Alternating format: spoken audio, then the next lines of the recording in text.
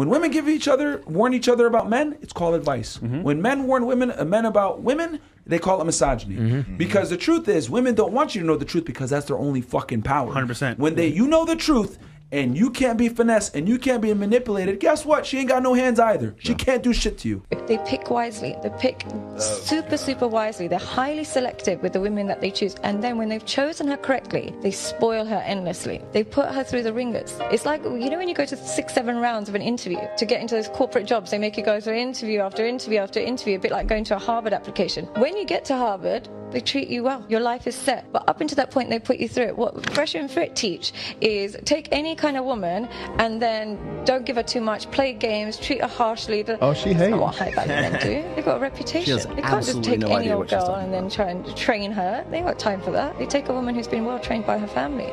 This was what truly high value. So I just did a reaction video to this. Could you believe that? Very clip. So here's the thing. Here's where Sadia is incorrect. Because what she's saying what might have made sense like 50 years ago, but she believes that there are these high status men that have this plethora of good women to choose from, and the statistics show us different. And I think because Sadia is not a man trying to be with a high status woman, I don't think that's and she is not a legal psychologist either. We already have established I don't think we'll give her a mic. Fraud and who gave her a mic? I don't think that's from her standpoint. She doesn't see it enough. I understand in a vacuum that sounds great, guys. Well, here's what we need to do. Let's all just have fucking high standards, and we'll all just have good traditional women that'll come to us. But then but that's not reality. In reality, we'll walk around and we'll meet some really fucking hot girls, and they're fucking crazy. And then we have. I think it's harder for you to meet a traditional woman than Joe Blow on the street. Yeah, for sure. Because the non-traditional women are I used to say this about Bilzerian. Dan might meet the hottest girl. He loves them. They totally get along, whatever. But as soon as the girl goes to the bathroom, 6 big titty strippers walk in and like push her out of the way.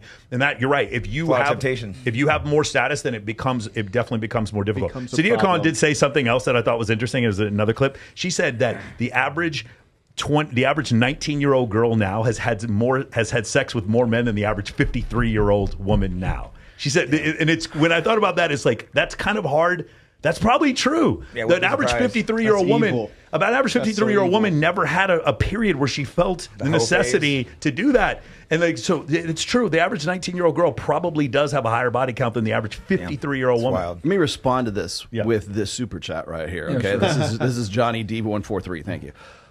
We need to have more conversations like this with men who talk about intergender dynamics and add value. This is what men did in the Academy of Ancient Greece. I agree 100%. And you know why I agree? Because you were there? Bitch does not know what the fuck she's talking about.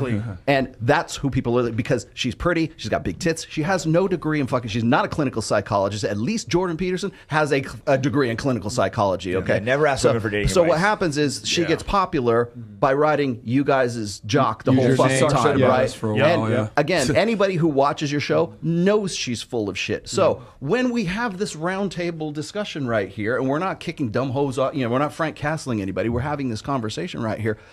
How come they're not doing clips of this fucking show? How come they're not going and saying, hey, this was a really good conversation. Why don't we clip this and see how it works and see how it flies? The problem is that nobody's shedding blood. Yeah. Nobody's dead on the floor. There's no big titties here. They're not flaming. They're not red, and they're not on fire.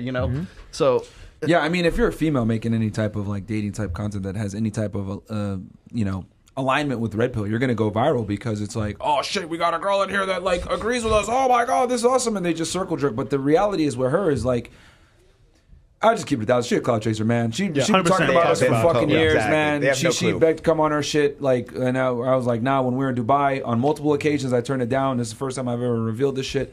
And I was just like, nah, like, if you want to come, you got to bring some other chicks with you. We're not going to bring you on. That's the fucking truth. If I'm going to be all the way 1,000, and I got the proof. But, like, she's been coming at us for fucking years now at this point. Well over a year. Just saying all this bullshit. And it's just like... but she's a traditional woman, right? She wants the exact same thing. She's on camera 30s, promoting this. Like, she understands our lifestyle, but she doesn't understand anything. By the way... She's a single mom? Yeah. That's what I heard.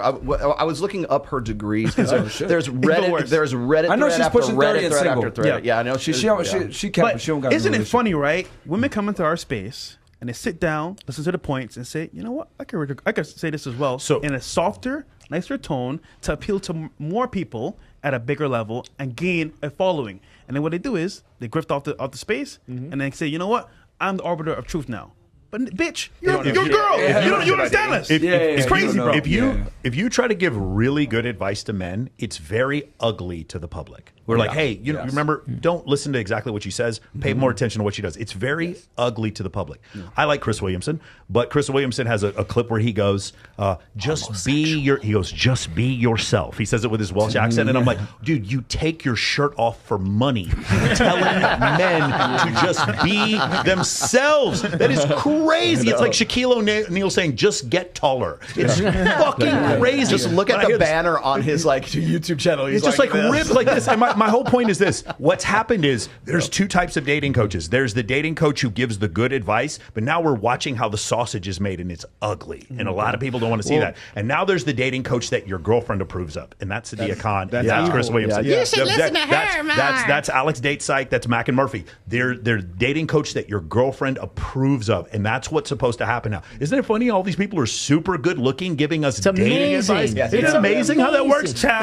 It's just so funny. And so that's how you're talking about. Here's the biggest litmus test if the advice is good. Dating in itself is adversarial, right? And we've talked about this Rollo ad nauseum, Mating right? strategies. Like the man is trying to get sex and the woman is trying to get attention and resources. Both parties are fighting to keep their resource and get the others without giving up theirs. So if you're giving advice to one party, it automatically puts the other party at a disadvantage. Yep. So if you're giving proper fucking advice, the other party should be enraged that you're giving the other one information that puts them at a significant disadvantage. Well, and I've always said this too. When women warn each other about men, it's called advice. When men warn men about women, they call it misogyny. Because the truth is, women don't want you to know the truth because that's their only fucking power. 100%. When you know the truth, and you can't be finessed and you can't be manipulated, guess what? She ain't got no hands either. She can't do shit to you. So they don't want you to know. But this is why I always say, women dating coaches, right, or women that give advice in this situation, they give you half-truths. A lot of things that Sadia says is actually correct. I'm not going to shit on her. But a lot of things she says is very incorrect, and I'm not going to blame her because she's a woman. Yeah, how would she know? She does not know. I'll give you some inside baseball. When I consult, I rarely consult women, and I'm probably never going to write a book for a woman. For one reason only, they won't listen.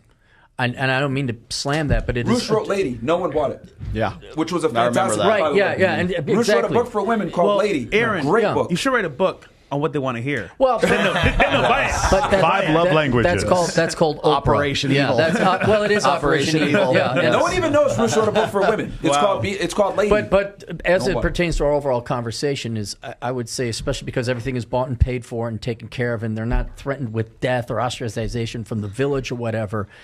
Women, they don't have to listen to the truth, and I think a lot of younger men, and again the TradCon community, you have to understand now, especially say using the materialist 80s, I guess, as a mark point, these girls will not entertain any practical, hard advice that would make for good quality and character, let alone a marriageable woman. And so things like, well, you got to tell a woman to lose weight nowadays. You can't do it. You just can't, you'll lose your fucking job. If you try and do something like that. Tell a girl to major in engineering. Tell a girl, like, hey, maybe you should keep the number of dicks in your mouth below a gross. Just wondering, and for any young guy out there, if you're out there dating, see if you can give some advice along the lines of eat your broccoli, something that's healthy but is sacrificial and painful, and you'll see because you cannot have a healthy marriage or committed relationship unless the other person is selfless. That's the whole point of love, is you love that person more than yourself. Well, if they're all about themselves, which they are, because that's how we've been trained, and they never ever needed anyone else, it is a huge uphill battle that you're facing. So you can, if you can't even get a prospective woman to be empirical, like, hey, you want 3 kids? Well, we better get a house that fits this. And we're going to only be able to afford these kind of cars. Well, I need to have an import. Well, fuck you, because math, that's it.